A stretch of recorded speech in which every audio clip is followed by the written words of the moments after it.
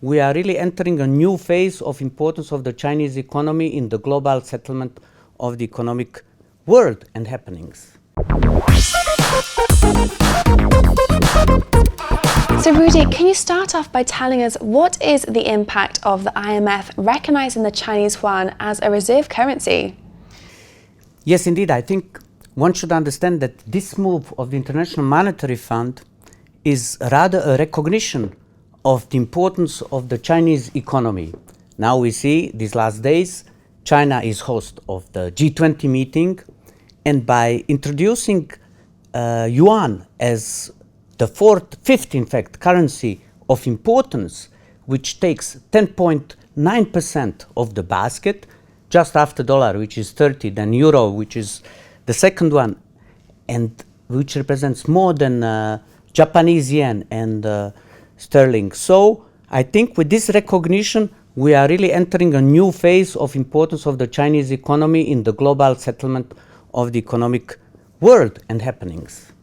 Absolutely. And should we start to see an increase in the Chinese yuan demand? Yeah, if we look the last decade, we see the reasons why, in fact, International Monetary Fund took such a decision at the end of the 2015.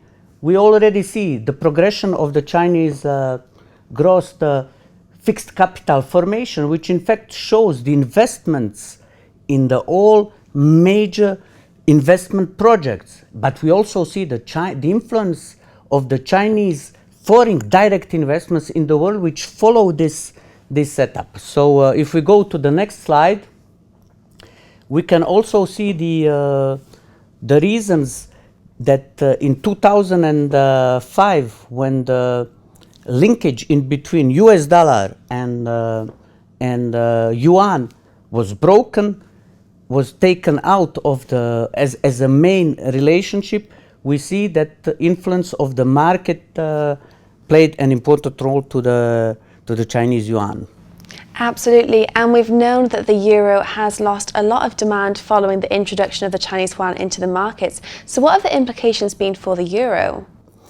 You know, euro, to tell you the truth, my personal opinion is that euro has never confirmed itself as being a very strong currency. So one must say that comparing to dollar, I have recently had a situation to see petrol negotiators being asked to pay in euros and they refuse. They take dollar as a main currency to pay. So we see now the backs of the importance of the China for the euro. If we look at this spreadsheet, we see that Europe is importing. The first country of imports for Europe is China, and globally exports and imports, China takes the second place.